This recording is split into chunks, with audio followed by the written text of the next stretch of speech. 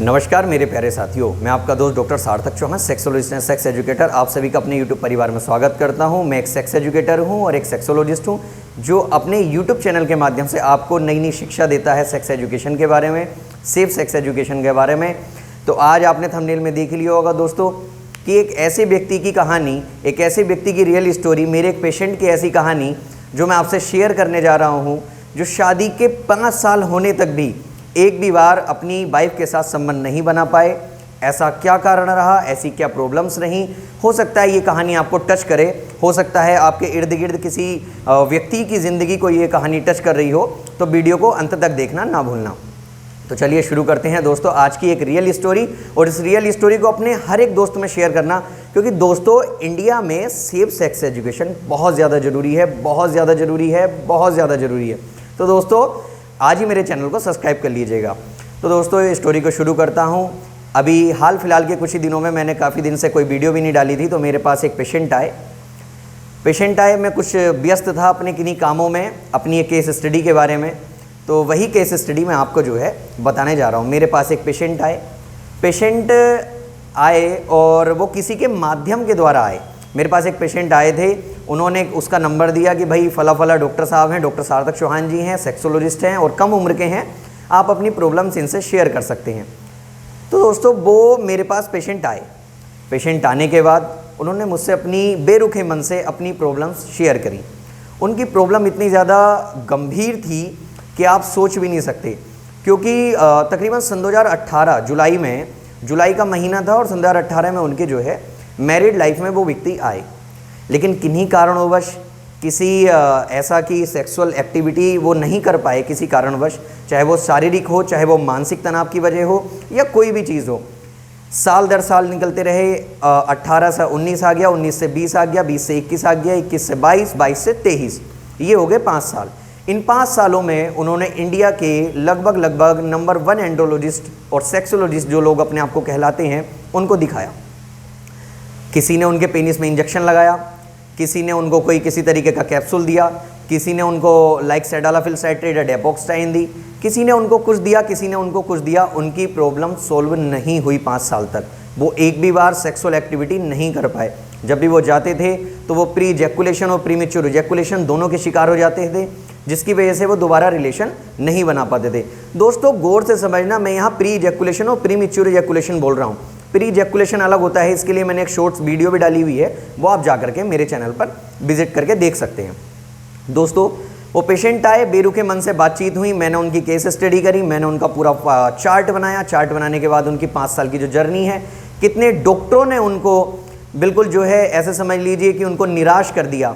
एक डॉक्टर ने तो यहाँ तक कह दिया, वो डॉक्टर क्या थी, डॉक्टरनी थी एक, और उनकी वाइफ से ये तक कह दिया कि आप इनसे तलाक ले लीजिए, कि आप इनके साथ 5 साल से रह कैसे रही हैं। क्या दोस्तों ज़िंदगी इसी का नाम है, एक पवित्र बंधन जिसको विवाह कहा जाता है भारत के अंदर। एक पवित्र बंधन जो अग्नि के 7 फेरों के माध्यम से जो है बंधता है व्यक्ति उसमें। एक पवित्र बंधन जो सामाजिक रूप में भी और अपने जो है पारिवारिक रूप में भी लोग उसे अपनाते हैं, जिसको जो है पति पत्नी के रूप में लोग जो है निभाते चले जाते हैं पूरी ज़िंदगी भर। मेरे माता पिता ने भी निभाया है, आपके माता पिता भी निभा रहे हैं, सभी लोग निभाते हैं। दोस्तों मेडिकल लाइन की एक बहुत अच्छी डॉक्टर, बहुत बड़ी बड़ी डिग्री डिप्लोमे वाली, उन्होंने उनसे 2 टूक में ही बात कह दी कि भाई आप तो इनको जो है डिवोर्स दे दीजिए।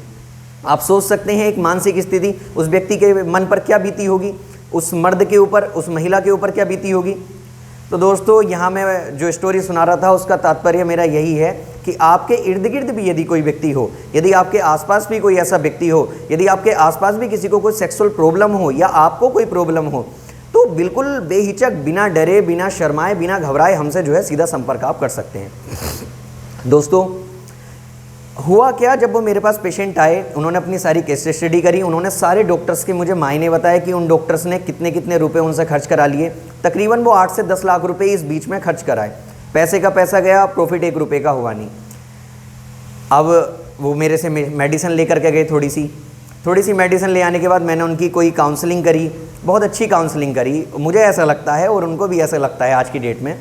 अच्छी काउंसलिंग हुई, वो घर गए, उन्होंने एक बार ट्राई करने की कोशिश करी, तो ट्राई करने की कोशिश करी, वो फेलियर हो गए। उनके मन में डर था, क्योंकि 5 साल का डर एकदम से तो निकल नहीं सकता। तो उनके मन में जो डर था वो डर बना रहा, जब बना रहा तो वो ट्राई नहीं कर पाए, लेकिन मेडिसिन वो लगातार खा रहे थे। और मैं यहाँ बता दूँ, उन पेशेंट्स की सेक्सुअल एक्टिविटी ना होने की वजह से पेल्विक फ्लोर में भी उनके जो पेनिस में और पेल्विक फ्लोर में बहुत ज़्यादा कमजोरी आ गई थी, जो धीरे धीरे ठीक होनी थी। उनकी वाइफ को भी एक थोड़ी सी प्रॉब्लम थी हार्मोन डिसबैलेंस होने की वजह से, क्योंकि 5 साल से रेगुलरिटी में कोई भी ऐसी सेक्सुअल एक्टिविटी नहीं हो पाई थी, जिस कारण से डॉक्टर्स ने बताया उनको कि उनके सर में पीछे की तरफ एक सिस्ट बन गई है। सिस्ट जिसको आम भाषा में गांठ बोल देते हैं। वो हार्मोन रिलीज़ नहीं हुए और उस कारण से उनके जो है गांठ बननी शुरू हो गई।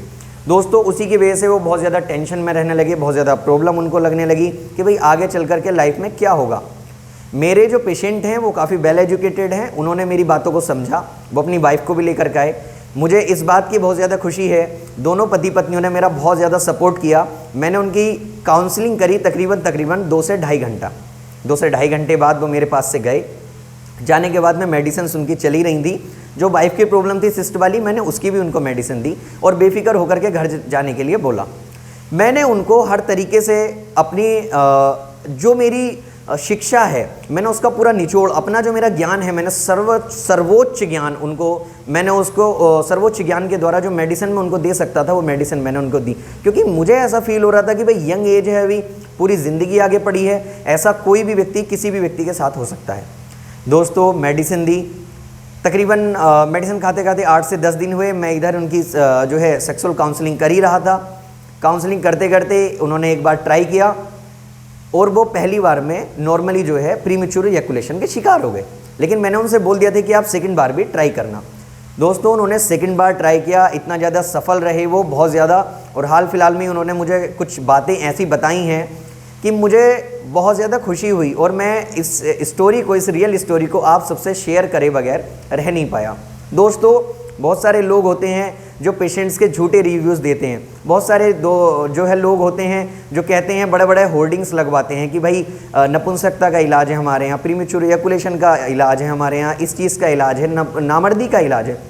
दोस्तों सारी की सारी सेक्सुअल प्रॉब्लम की सिर्फ एक जड़ है और वो जड़ है मानसिक स्थिति।